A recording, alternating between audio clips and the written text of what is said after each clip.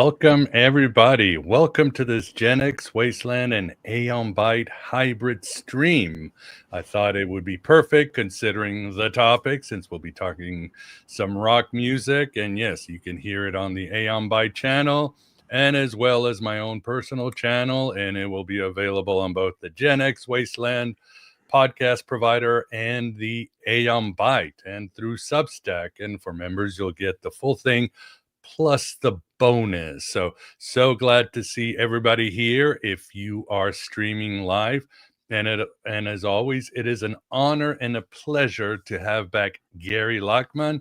This time he'll discuss a book I really enjoyed, Touched by the Presence, from Blondie's Bowie and rock and roll to magic and the occult. Gary, how are you doing today? I'm doing very well, Miguel, and how are you doing? I'm doing great. Great to be alive. And with us, we've got my Gen X Wasteland Wing Thing, as we all agreed would be the title of the show. Wing Stop at the Wing Thing. We've got Dr. Sherilyn Jones. Sherilyn, how are you doing today? I'm doing well. I never dreamed I'd sound like a Dr. Seuss character, but there it is. That'll have to be my alter ego for this holiday season. I'm doing really welcome well. Welcome to 2025. Yes, welcome to 2020. Everything's off the table. All bets are off. What table? What table? Yeah. It's like my friend says, sometimes I want to quote Yeats's The Second Coming, and the center cannot hold. And he's like, what center? Yeats never imagined a world where there would be no center. But here we are making sense. And I think your book, it is useful. It is very useful. Tell us about the book and why you decided to write it. Well, it's very strange. I wrote the book. If you get through it and you get to the acknowledgments at the end, I actually say I wrote this book in order to stay sane, and I qualify that by saying whether I was successful at it or not. Is an open question, but that was motivation. And Aeon Byte and the Gnostic world and all of that. I mean, talk about the archons. They were living above me for a while in the form of neighbors from hell. And actually, if this was in hell, they would be called neighbors from hell, too. They would be called neighbors from the ultra hell, the even more hell than hell. So I can't name any names for legal reasons. But I went through a very difficult time. And I was driven out of my flat because the noise was just beyond endurance, and I didn't have any work. And if you're a compulsive writer, you go through this thing where you can't wait to get a break. And as soon as you don't have any work, you don't know what to do with yourself, and you have no idea what to do. And life is this endless wasteland of like, what do I do with myself now? And so that combined with the archons living above me, I wound up spending even more time than I usually do at the British Library here in London, which is a wonderful haven for people who have nowhere else to go who like books. I just was there. I had finished work on a book, the previous book, this book about Maurice Nicoll, who was started out as a Jungian, then became a follower of Gurdjieff and Ouspensky. And so I just was sitting there and thinking, I need to do something to keep myself together. And I thought, well, people often ask me, how did I go from playing in rock bands to doing what I do? So I thought, well, gee, how did I? How did that happen? So with not the thought of pitching it to anybody, I didn't pitch the idea to a publisher or anything. I just started writing. So I just said, but that line, actually, I'm often asked how I went from being a rock star, blah, blah, blah. And so this book will be an attempt to answer that question. And that's what it is. Yes, and it's a great answer because for the audience, not only does Gary give us, his intimate life, challenges, shifts, and all that, but he also, I like how you always cover the zeitgeist of the time, what was going on in the 60s, what was popular with music and the occult. So we get this sort of what was going on in society, how it affected you, but how it was affecting all of culture itself. So obviously so many similarities, even somebody like Sherilyn and I who are Gen X, comic books, the bookstores, music, all these triggers that formed us and influenced us. And one of maybe Sherilyn should cover her ears because she is a Jungian, but it always stuck out to me how you were a voracious reader, and I would have done the same thing. How you one day just you stole a book of Jung. It was Yeah, wild. yeah. You walked But out. where I went to high school, I came across Jung's name from reading Hermann Hesse. I was one of the many millions of adolescent casualties of the Hermann Hesse posthumous bestsellerdom. And I was given a copy of Siddhartha by this hippie girl I had a crush on. And to this day, I remember her braless breasts and flannel shirt and patchouli oil. But that was my introduction to serious literature. And I became a Hesse fanatic. And Jung was mentioned. Damien, if you know the Hesse novel, that's like the most Gnostic and the most Jungian and all of that. And so I saw in my high school library, they had Jung's Memories, Dreams, and Reflections. And so I checked it out and neglected to return it until many years later when I well, the funny thing is, I'm sort of giving it away. And when I was writing the book, I firmly believe that at one point when I was living in Los Angeles, I came across it in a fit of guilt. I packed it up and sent it back to the high school.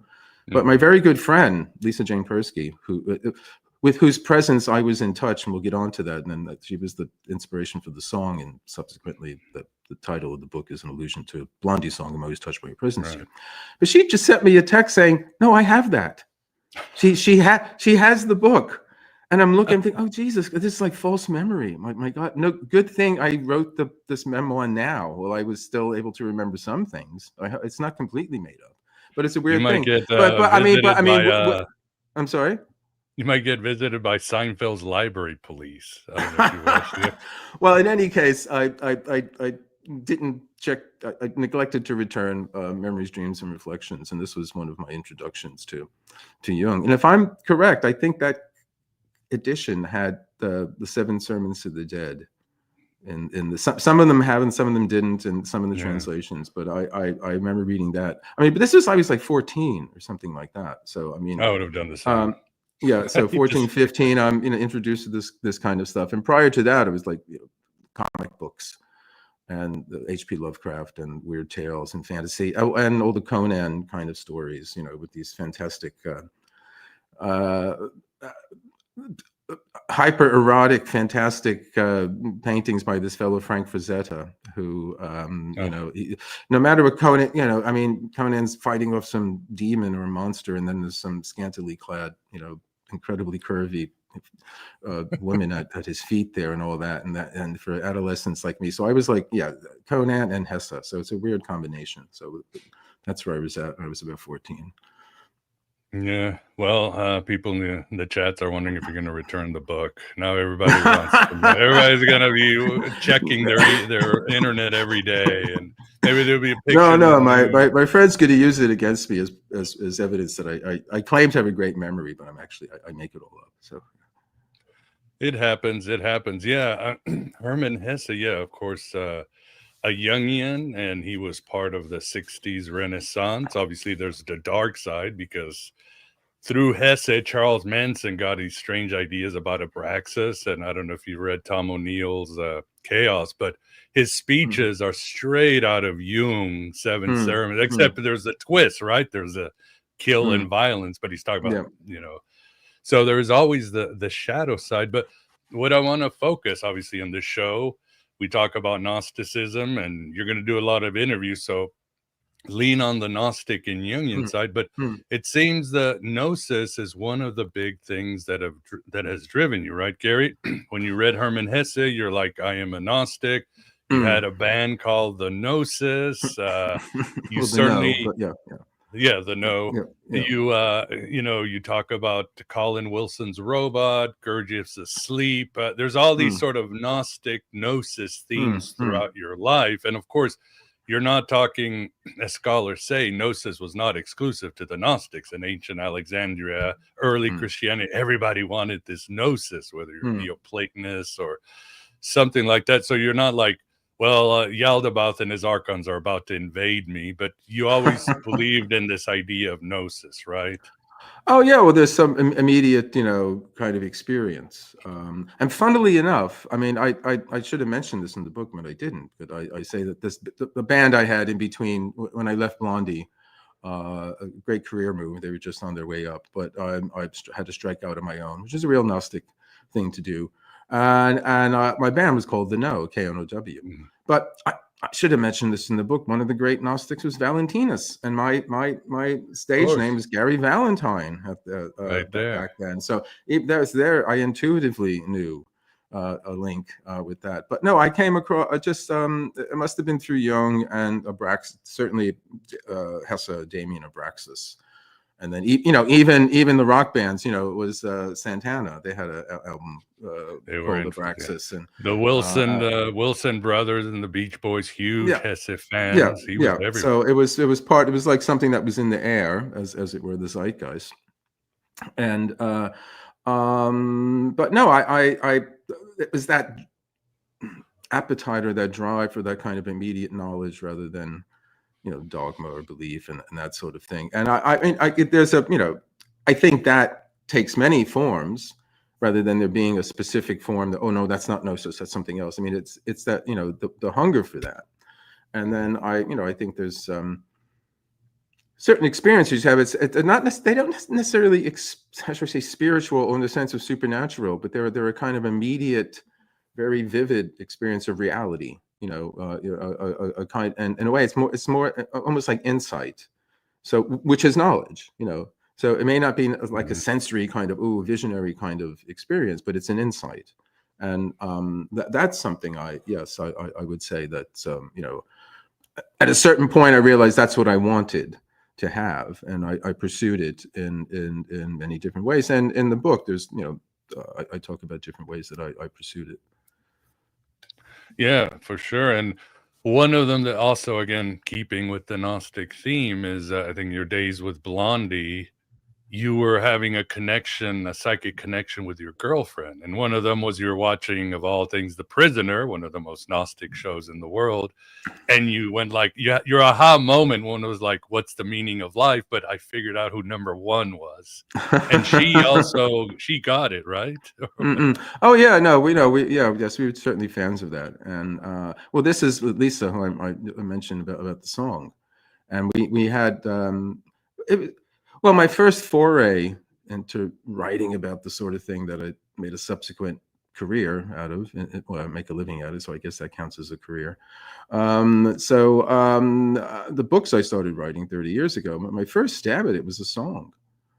And it's a song, it's a Blondie hit, longer ago than I care to admit, but it's paid the rent at different times. But it was called "I'm Always Touched by Your Presence, Dear," and it came out in 1978. It was a hit in the UK and Europe, not so much in the States. But other people covered it. Annie Lennox did a cover of it, and Tracy Ullman as well. But it was a song about, on the first Blondie North American tour in '77, we were the support act for Iggy Pop. And Iggy Pop had been resurrected, as it were, by David Bowie. His career had gone in decline, and then Bowie pulled him out. And actually on this tour, Bowie was the incognito keyboardist.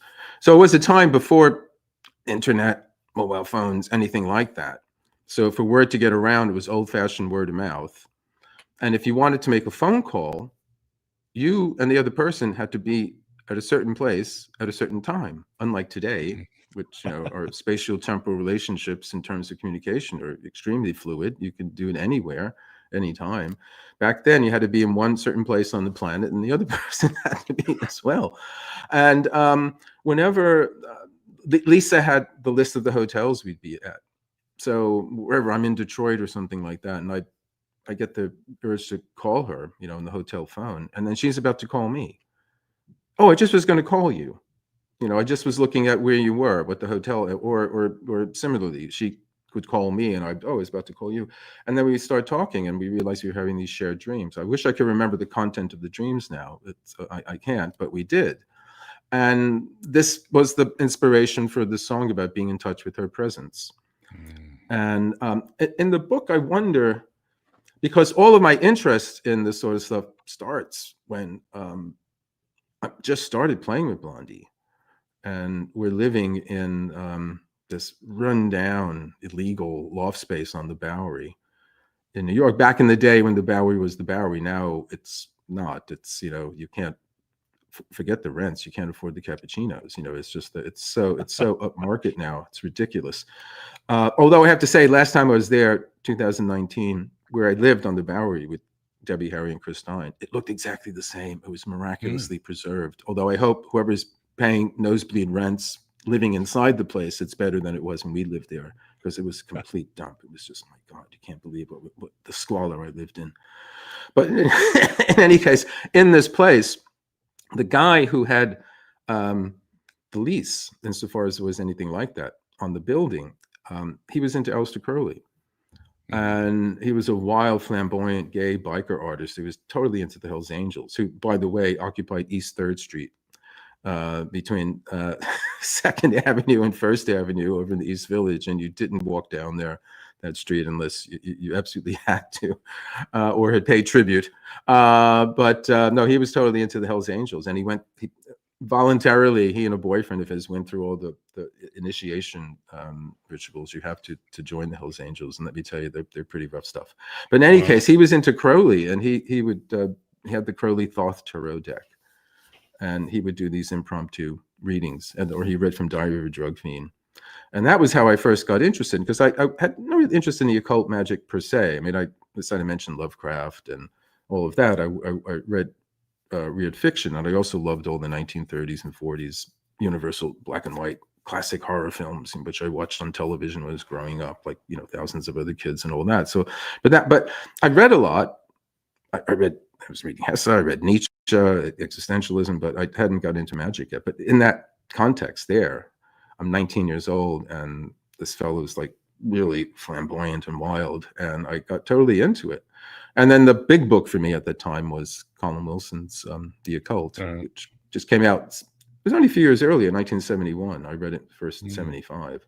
But it was such a well-written, page-turner, exciting, you know, book about all this stuff from this kind of context of a philosophy of consciousness that he had been working on. You know, I didn't know about that, but, you know, the previous 15 years. So it just was, you know, mind blowing in the old way. We used to say, like, my God, this is fantastic, this book. And that just like completely got me interested in it. And it was a great time for that to happen, because there was this occult revival going on in the 70s, and there was so much literature available in all the bookshops and all that, especially Weiser's, which was the great classic old, you know, occult bookshop in New York. Yeah, for sure. There's a quote, I don't know, that I'm thinking about, but yeah, you were part of the nascent punk movement. And we always wonder, well, what happened to punk? You know, I mean, it continued, but it really swelled. The Sex Pistols, that's what happened to punk. The Sex Pistols, no, all went downhill. Well, Elvis Costello had a different answer. When somebody asked him, well, how did New Wave come and take over? He said, oh, well, the punk rockers learned to play their instruments. It was a great line. Well, I think, but what was happening in New York, it wasn't called punk. That was the thing. It wasn't called punk. The early days, it was New York rock or street rock, or they didn't know underground rock. Nobody knew what to call it. And it was all different. I mean, Television was this great guitar band, and they were atypical, you know, because they actually were melodic. And Verlaine and Richard Lloyd were great guitarists. But then you had the Ramones, which were, you know, 1.5 minute songs. Funnily enough, the Ramones wanted to be the Bay City Rollers. They wanted to be like, you know, pop, you know, stars. And the punk thing was a kind of joke for them, you know. They didn't really take it seriously.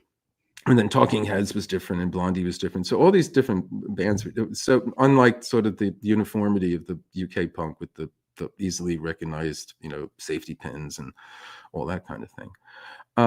But yeah, so, and it wasn't called punk until that started to happen. But I don't know. I mean, for me, that the early days in CBGBs, that's always the golden time, you know, before the suits turn up and everybody gets signed, and then it becomes serious and you're in the real world in the record industry and all that. I mean, luckily I escaped that, because I didn't get a record contract with my own band, and I was able to maintain my outsider character. And I say today, anybody can be a rock star. I'm a cult figure. Yeah, very cool, very cool. You also, speaking again, want to know about Gary's experiences, but you say you did, you drew the I Ching. Do you still consult the I Ching? Oh yeah, yeah, no, I still do. Yeah, I save it for really important things like what should I have for dinner? No, I'm joking. No, I save it really for. But I started back in. I still have the same copy I got in 1978 at a secondhand bookshop in Santa Monica, in Los Angeles, when I had left Blondie and moved to LA. Lisa had gone ahead because she was pursuing her acting career, and she wound up making quite a few films, TV films, and films in the 80s and 90s, and so on and so on. And so I had gone there, and that's where my interest in this stuff really took off. Because well, among other things, there used to be this fantastic bookshop called Gilbert's on Hollywood Boulevard. The people like David Bowie and Jimmy Page and Kenneth Anger, the avant-garde filmmaker, and other named people would go and get Crowleyana. It wasn't specifically occult bookshop, but they had a big occult section, and they were very, very good at it, and they had good stuff. And again, this is long before the internet, anything like that. They had a bulletin board, this old thing on a wall that people pinned pieces of paper to. And there was an advertisement for a Crowley group there. And so I took the address down and all that. And I thought, well, I've been reading about this stuff for a few years. Never the armchair magician. Let's see what happens. So I wrote to them, and then a couple of days later, this unprepossessing character knocks on the door at where we're living, and he asked me if I'm ready to commit myself to the pursuit of the knowledge and conversation of my holy guardian angel. And to be honest, I had to think about it for a couple seconds. It was kind of like being asked to join the Jehovah's Witnesses. But I said, sure, why not? So, and then I got involved, and it was the O.T.O. I got involved in the O.T.O. for a brief time, and then also some variant of Crowley's AA. But the character I got involved with was an insalubrious type who had conflated doing what thou wilt with doing what you like, and which strangely enough happens to quite a few of these people who become interested in this sort of thing. But let's leave that for another conversation. But it was kind of a mess, because this character wound up actually finding his way into this house I was living in with Lisa at the time and all that. So, but no, I got seriously involved, and I believe that Grady McMurtry, who was one of the last people who knew Crowley in his last days in Netherwood and Hastings, and had resurrected the O.T.O. in the 70s in California. I think he officiated at my initiation. And but after a while, I just found it a bit. Crowley's a great raconteur, but it's a bit claustrophobic after a while. It's like all roads lead back to him. It's kind of boring after a while. But I dutifully read all the poetry and all of that. And I wrote a book about him. So I subsequently wrote, a book about him. And I said it's a book about kind of like, I got introduced to him in the context of rock and roll. And he's the occult was hip for rock and roll in the 60s for a while. And a lot of different figures from that world blended into the rock world, but then it kind of separated out. So you got, the 70s rock, cult, and roll. So, Black Sabbath and, Metallica and all that kind of stuff. So Crowley stayed in that realm, and there wasn't the nice rockers anymore in the same way in the occult world sort of thing.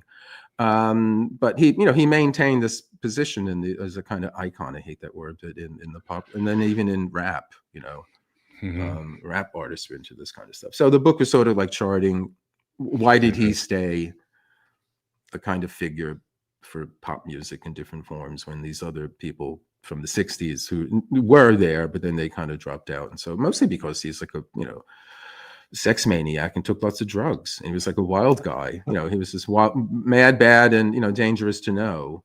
And I'm saying that quickly because I've reading the guy for 50 years. So I have a casual, relations. It's off the cuff and all that kind of stuff. So I appreciate the seriousness of what he tried to do in magic. But I think the reason why he stayed I mean, if you look at the like the rap thing, it's all the bling. I mean, the rap guys had all this bling. Or Crowley had all this bling on him all the time. He had all the jewels and this, and he loved all the insignia, and he loved getting he's like Trump. He loves getting. Ooh, it's another thing with my name on it and something like that. And any case, but that was after a while, I just got tired of him, and I dropped out of it. So. Yeah, well, he's always going to represent a counterculture, as you write. You can always look at Sgt. Pepper's Lonely Hearts Club Band to see who's who, and Jung makes it, Crowley makes it, Burroughs makes it. All these figures that, that really were still influential in the 70s and 80s and even today. So, and I always think it's interesting because David Bowie he disliked Jimmy Page and Grant. He thought they were too weird and all that. Like, what are you talking about? You're walking around with Nazi outfits, wanting England to be fat. It's like you have no room to criticize even Crowley. Well, I mean, there's my David Bowie, Colin Wilson story where I told the story getting thrown out of Bowie's loft sometime in 1980 or 81 in New York because he basically was saying all this stuff about Colin Wilson that just wasn't true. But I was this is one of the reasons I did not. How should we say this? I never learned how one should truly act amongst the royalty of rock and all these kinds of things, and I just was like, well, actually, I don't think that's true. It's like contradicting him, and it went on for a while. And the fun part was that he had these 2 female bodyguards. And I think it's Diamonds Are Forever. It's one of the last Sean Connery Dr. No films. But there are these 2 female assassins, Thumper and Bambi. And they kind of fight Bond. But there was Thumper and Bambi at Bowie's, loft, and they escorted me out of that place. Oh, but it's okay. But hey, these people, they're great, fantastic musicians. They're geniuses. But I think sometimes they get their facts mixed up. So. Yeah, especially when Bowie was putting stuff up his nose. Which Oh, excuse me. Yes. Yes, delusion was something. Fascinating. He embraced. Sorry. Yeah, well. Let's bring in Jung. I wanted to bring in Sherilyn to see if you have a question for the audience. I lean heavily on Gary's book, Jung the Mystic, for the Occult Elvis, and the David Bowie bio too. Elvis is just insane to put him through a Jungian lens. He's so complex and out there. Bowie's a lot easier because Bowie was into Jung, and he had a way where if he liked something, it just manifested in reality or his music. So you can track Bowie and Jungian ideas a lot easier, but Elvis is just on a parallel dimension. But Sherilyn, do you have a question for Gary? Well, you want to know about that book? Well, I had a funny comment about the book because I have a similar story, and I thought, are all Jungian origin stories have this sort of divine blessed theft involved in them? I don't know. Hermes stealing the cattle. Yeah. It is really that when you said that, I was like, oh my, I had forgotten actually until right now that I had been given, actually I found out about Jung through the album Synchronicity in 1983. I was a little kid and I listened to it in headphones and I thought, I don't know all these words. And I looked up all the words and oh my God, I knew it. I knew they were all lying to me. So that was the origin. But a good friend of mine gave me Man and His Symbols when I was in my early 20s because I was dreaming, and I had kind of forgotten about Jung as a writer, a principal. It wasn't in my life. She said, you need to read this book, and I never gave it back. Oh my God. And I've thought about it because she actually was a boss, and then she ended up leaving. And I've thought about that for years because I had it rebound. I thought, should I just look her up and figure out where she is and send it? But at one point I had it rebound and I thought, you just need to accept the fact that you stole it and now it's yours. And there's this ambiguity there. So I empathize. And also just the fact that you're writing this book now about your own experience and however it came about, or kind of strange it seems when you've been, writing about all of these other prominent folks. I think it's something that's just sort of coming up in the consciousness right now for people to share their sort of origin stories, and not just the origin, but how they made it happen, right? Because it's such a unique journey. It's so different. And to borrow on Wilson, to be this outsider character and survive. How do you do that? How did you get here? What steps along the way did you take to keep yourself sane, to keep yourself fed, And our mutual friend, Chris Knowles, just did a video of his little origin story, how I became esoteric. And I thought, what, this is exactly what people, I believe, what a lot of people need to hear right now. And I think, Miguel, what we've talked about maybe bringing up next year in an event, to say, praxis, what is the praxis of gnosis? How in the hell do you do this? I think that's why most people just kind of hold it out here, because they can't imagine incorporating that into their lives. So I think it's almost in a way this idea of, I think it's called metalepsis, where you break the fourth wall, right? The narrator's coming into the action. So when you've had this position of being the narrator for so long, and here you come, and now you're in the action. It's must be a surreal feeling. I'd love to hear more about that. Does it feel kind of surreal to be talking about yourself in your book? Well, I mean, in other interviews, I've said, it's an unusual book because I usually write about other people, and they're usually dead.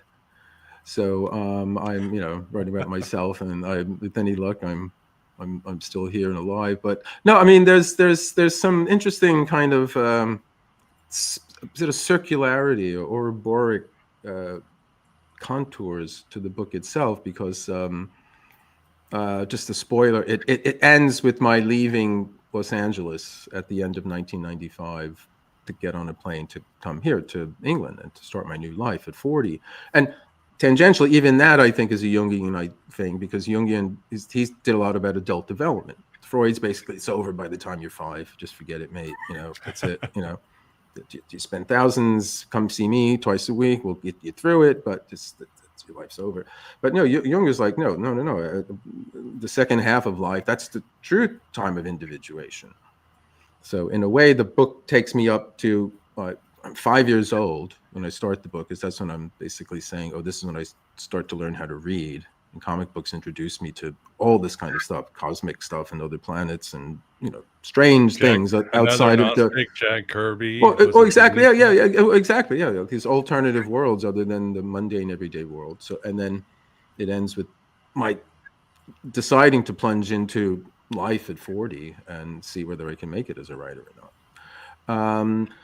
And so I started writing the book in January of 2023, which would have been, I think, the 27th anniversary of my coming here.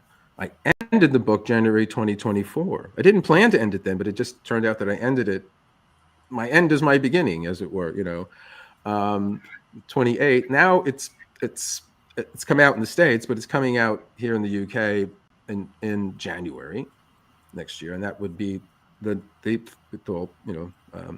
willing, the 30th anniversary of my arrival on these shores and all that. So there is this kind of Proustian sort of thing, if remembrance of things past. I'm not comparing my humble work to that, but the narrator begins the book that you've just read at the end of reading the book. He's about to go write the book that you've just read.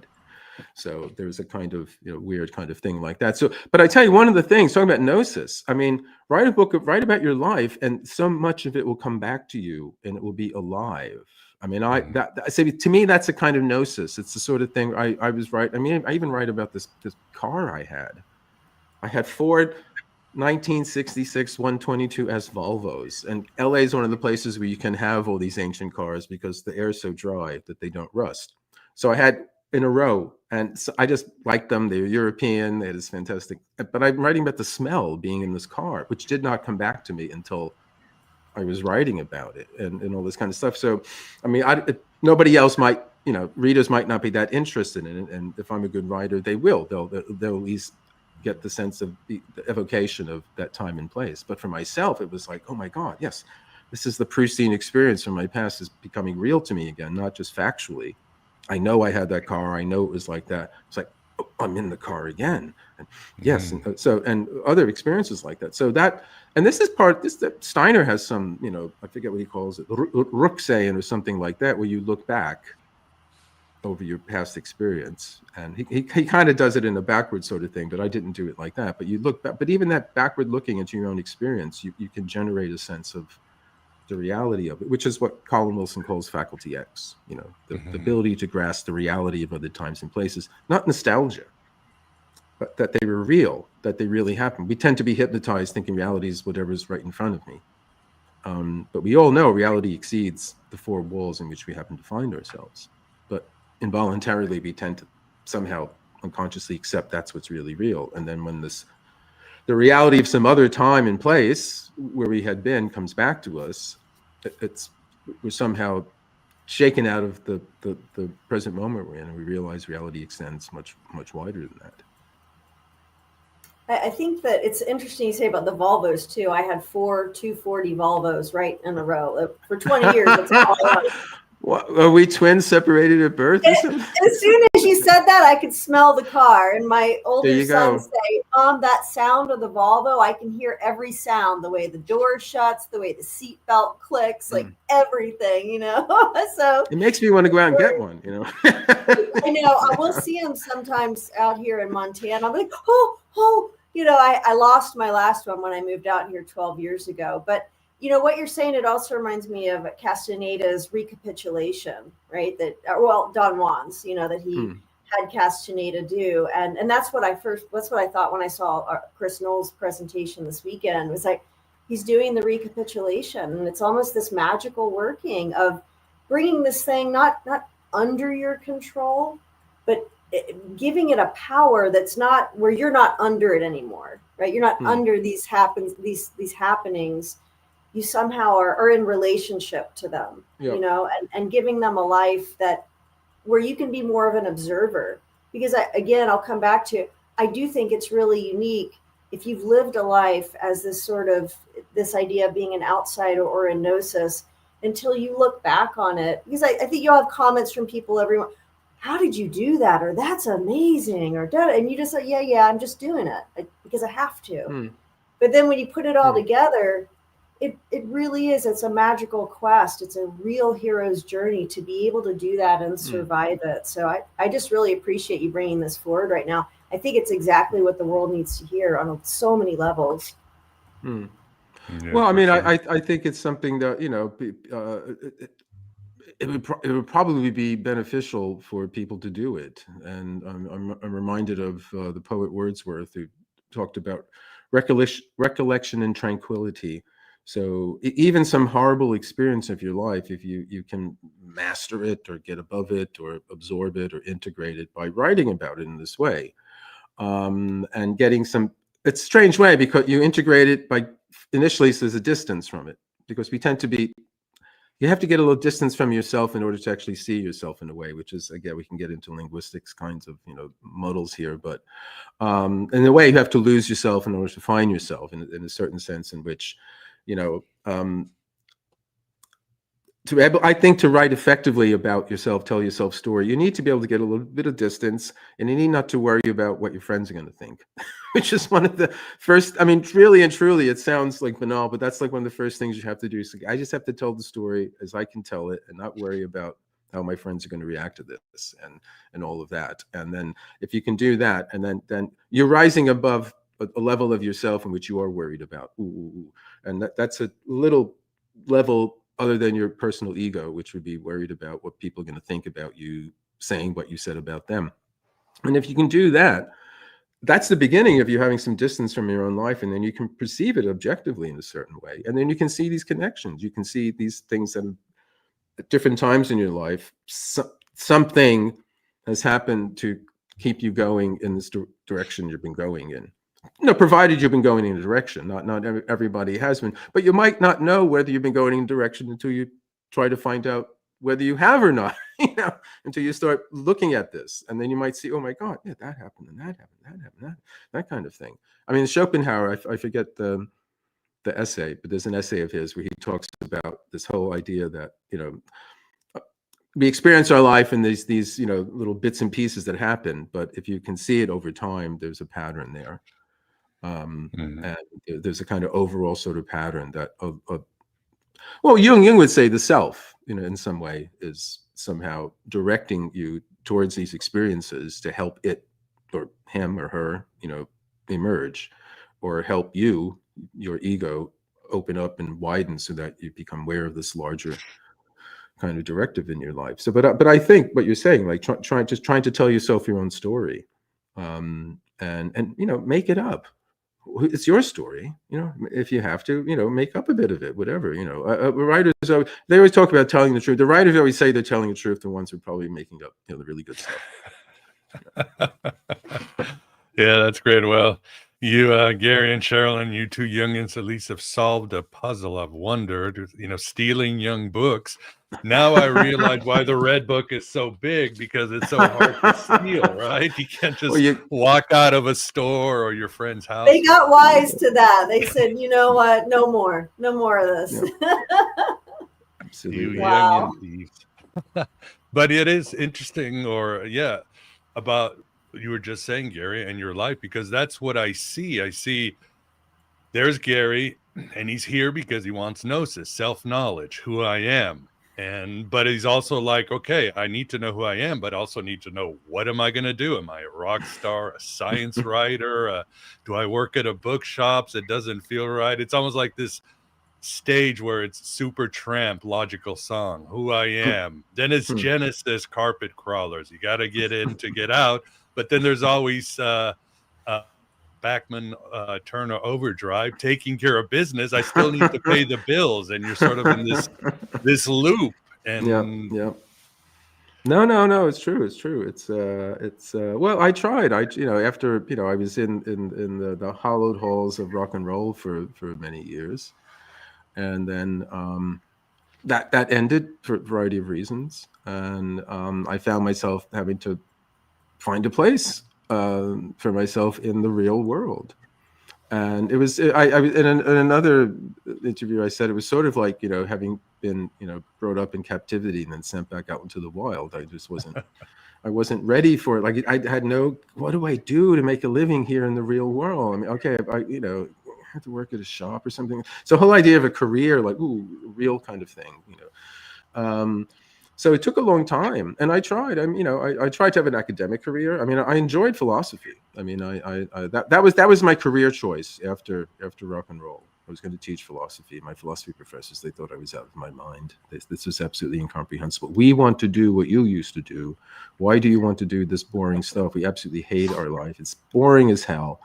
It's like they're basically saying they couldn't believe it, but they got a kick out of it that I was into it.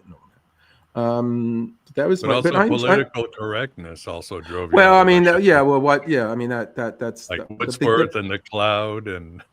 No, the beginning of that, I got the first whiffs of that. Well, I would have went back from 85 to 90. I got a degree in philosophy at the University in Los Angeles. At the same time, I was working at the preeminent New Age bookshop west of the Rockies, the Bodhi Tree, which doesn't exist anymore, but it was very well known in its day in Los Angeles. So I was, studying Hegel and Wittgenstein by day and talking to people about the auras and crystals and stuff like that by night. So I was getting both, and which I think in some ways had an influence on the books I later write, because I'm interested in all that, stuff, the strange stuff, but I do take a kind of philosophical approach to it. At least I'm open to ideas and try to understand it. But that's what was going on. But the PC thing, that really, after I got the degree in philosophy, which I really enjoyed, again, I was not quite sure. If I wanted to teach, which I thought I wanted to do, teach philosophy, I'd have to go on and get, MA and PhD and all that kind of thing. And the only place really in the States to do that was over on the East Coast, Stony Brook, because I was interested in continental philosophy, so existentialism, Heidegger and Nietzsche and stuff like that. But I got involved with someone at the bookshop, and she soon after got a very, very well-paying job at Sony Studios. So the exigencies of life decided, okay, well, maybe I'll stay here. But then I wound up starting MA program in English literature at University of Southern California. And by that time, this would have been 92, 93, something like that. Yeah, the PC thing had really, or whatever you want to call it. It's just a PC, but also it was like all these very hip theoretical approaches that I had no interest in: deconstructionism, postmodernism, feminism, post-colonialism. It was post, every post-toastyism. It was post everything.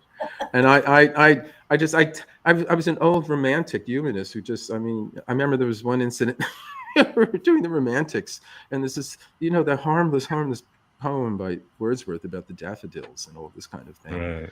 And someone was saying about his incestuous desires for his sister and all this kind of thing. And I'm just saying, that is beautiful. And they all turned on me.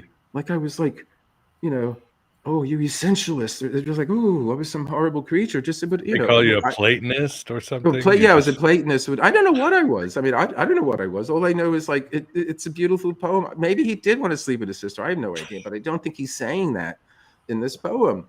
But and it was kind of like, what are you doing here? And that was, what am I doing here? So that was, and I was saved by that from out of the blue, from a surprise royalty check from Blondie.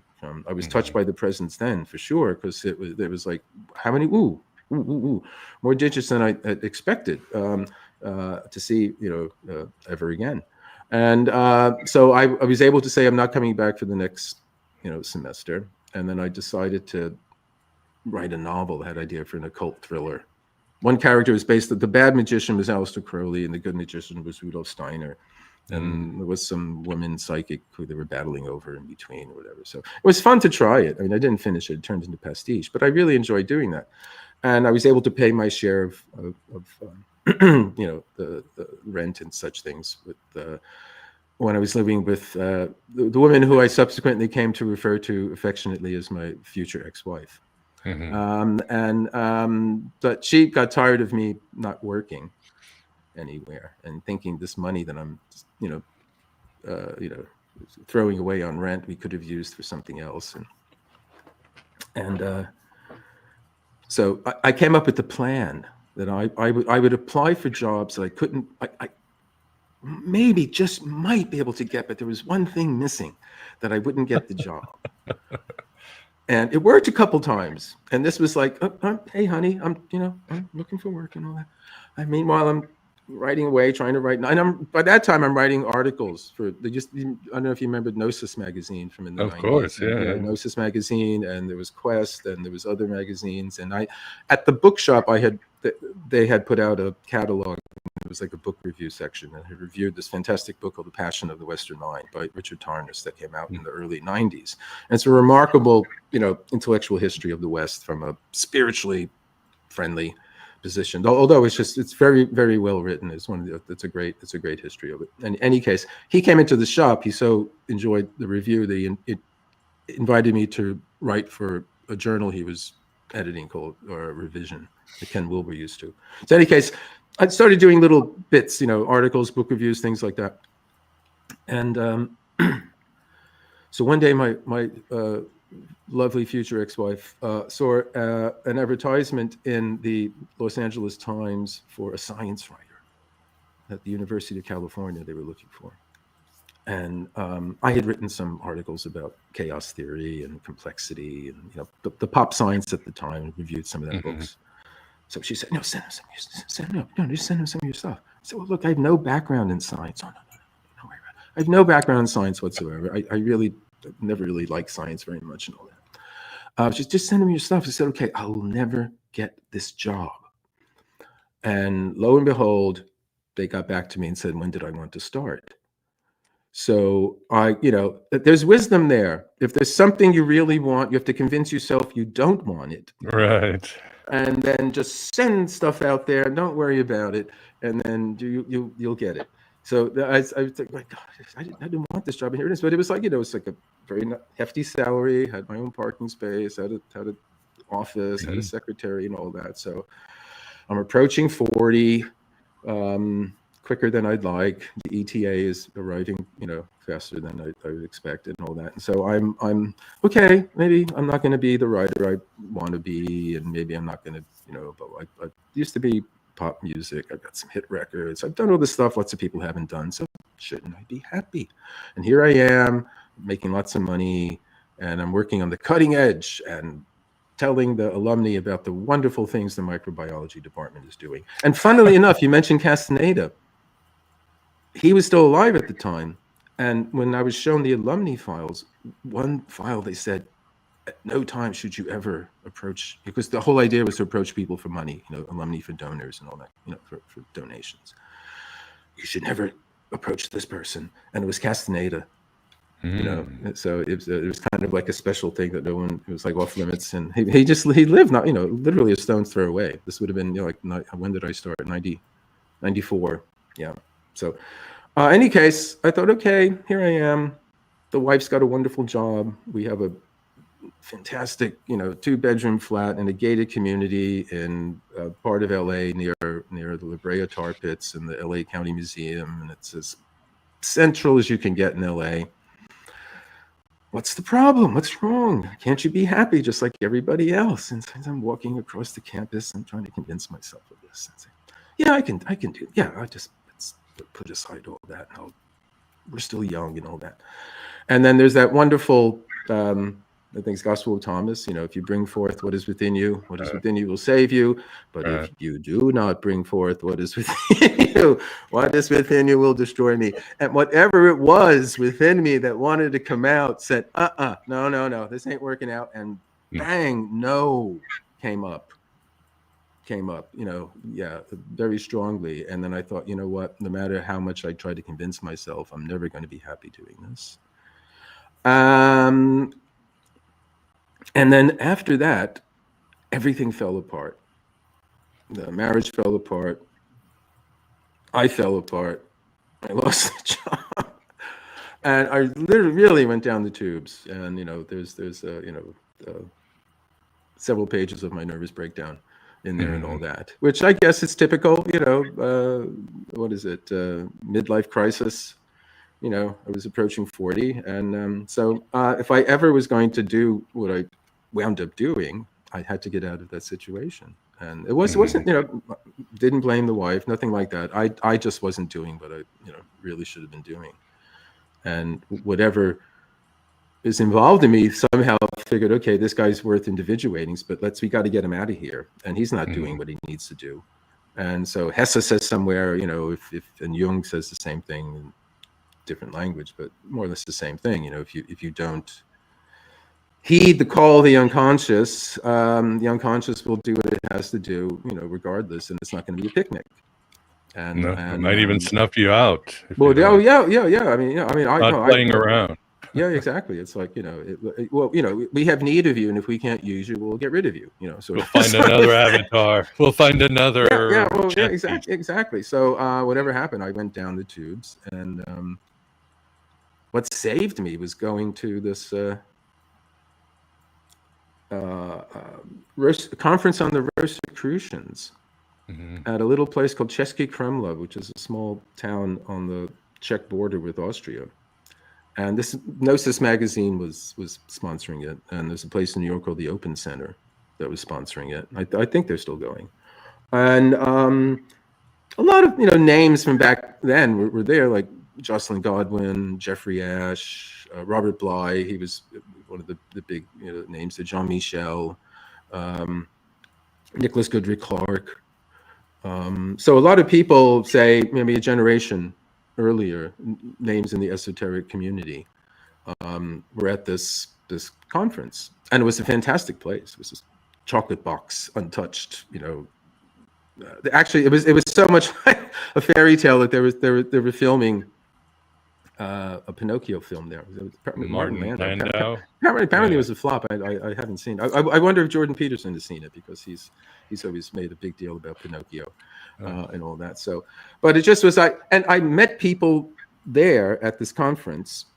I met one guy actually I knew from LA, but we should have hooked up earlier because we had similar interests. He's a filmmaker named Adam Simon, and he was interested in the occult and esotericism and Lovecraft and all that. But he's a filmmaker and all that, and he was at this thing, and he had friends from London, and they were there, and he introduced me to them.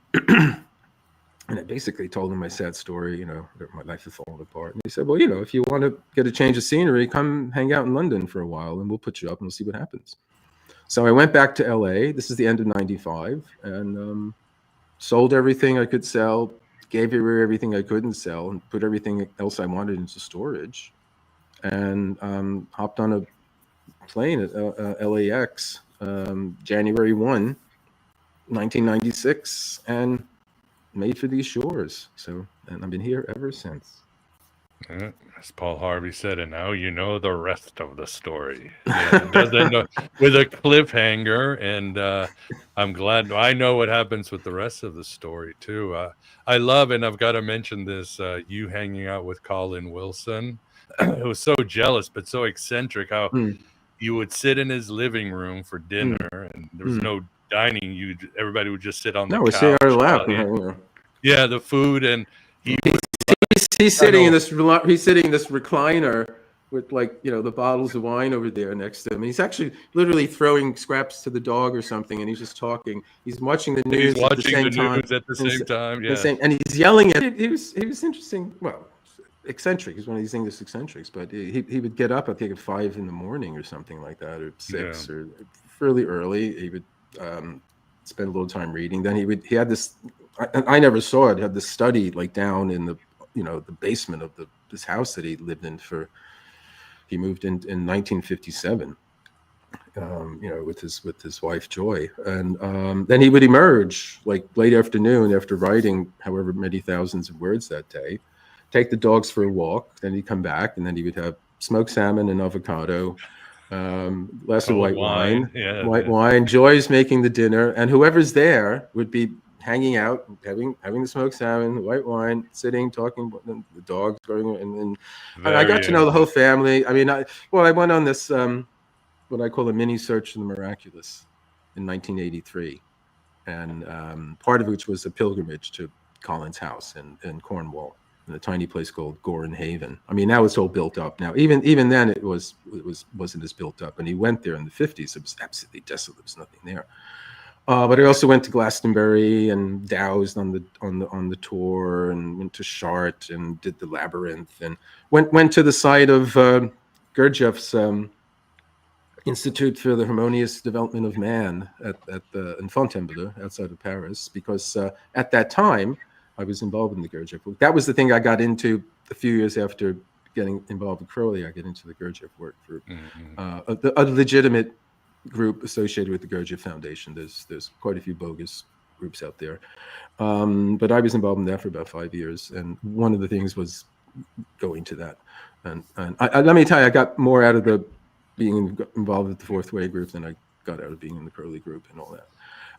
But no, it was fantastic. And then after this pilgrimage in 1983, we became friends and correspondents, and he wound up writing an introduction to one of my books called The Secret History of Consciousness. I wound up writing introductions to reissues of several of his books, one of which was The Outsider, which was his first book. And my editor at the time, Mitch Horowitz, he was my editor at Penguin, and he commissioned my book about Wilson called Beyond the Robot, The Life and Work of Colin Wilson. That came out, I think, 2015. He died in 2013. So we had like a 30-year, relationship, as it were, or friendship, and I consider him a mentor. Although he didn't specifically do anything, but if I have any, if I am all readable, it's because I, obsessively read and reread his books over and over.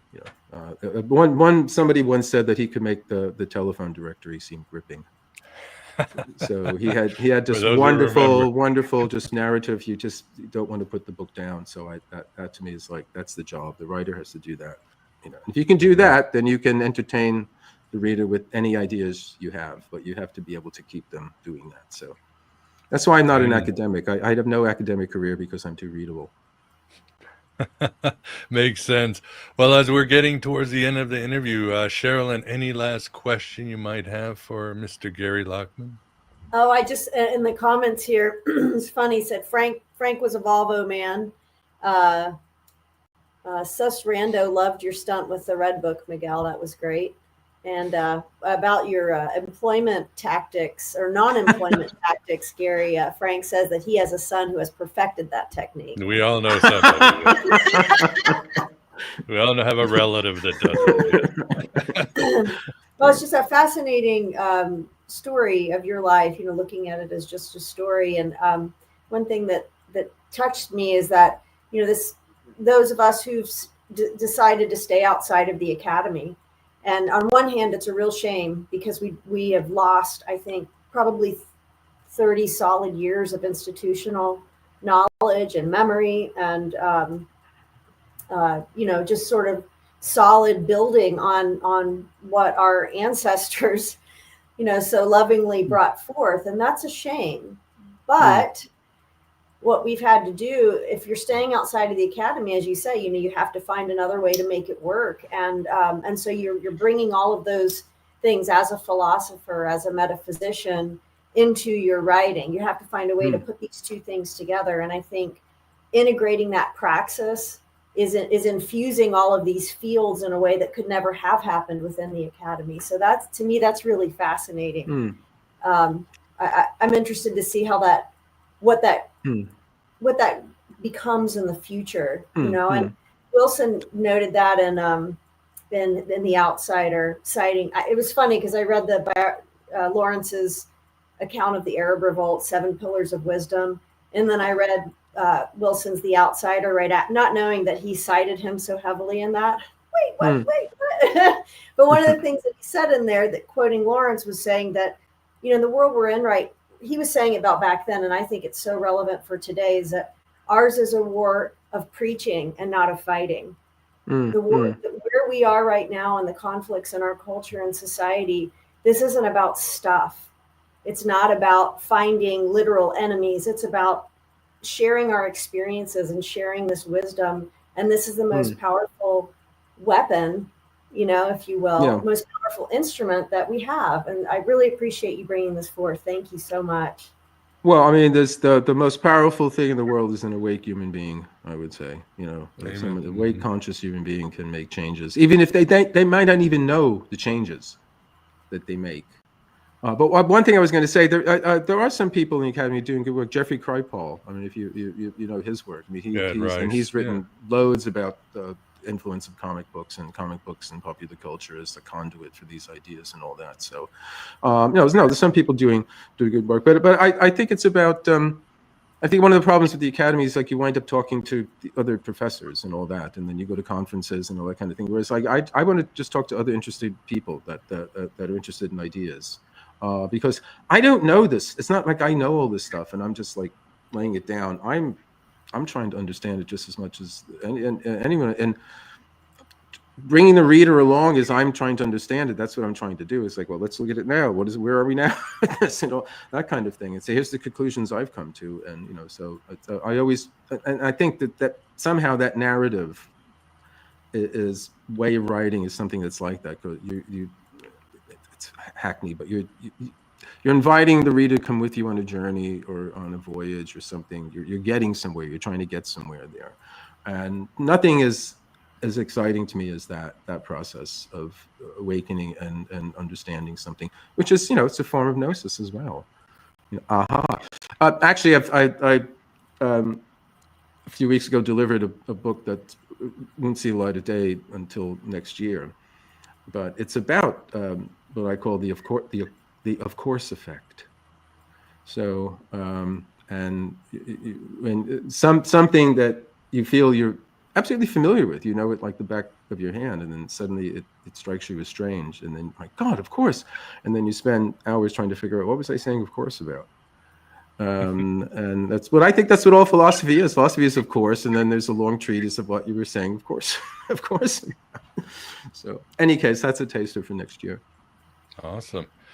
Well, we look forward to it. Yes, and for the audience, definitely check out Touch by the Presence. A lot more in there. A lot of lessons you'll understand, and amazing things you will learn about our history, and again, the challenges that Gary went through, you will relate to, and hopefully you'll find how you can grow and pivot through life. But we are at the end. Again, you can find this on my Substack with the bonus. Patrons will also get a bonus half an hour more where I'll break down Gary's book and talk about things that we didn't even cover this because there's so much. And please support Aeon Byte and Gen X Wasteland. And tomorrow we will actually have a great show on Jung and Faustus and Goethe. So we will continue with these energies, but on this journey we're over. Sherilyn, thanks for keeping us company until you just started your own Substack. Tell the audience about that. Oh yes, you can find my work in writing and some videos at Dr. Sherilyn H.T. Jones on Substack. And yeah, check it out. I'm building a really great community there, and I'm really honored to have all the input that I can receive. So thanks, Miguel. Awesome. We'll keep at it. If I could just say, if you go to my blog, which is gary-lachman.com, my son has made a short 4-minute film promoting the book, and check it out. I think he's got possibilities there. So there's a link to the film. It's up on YouTube, and check it out, and tell him what you liked it.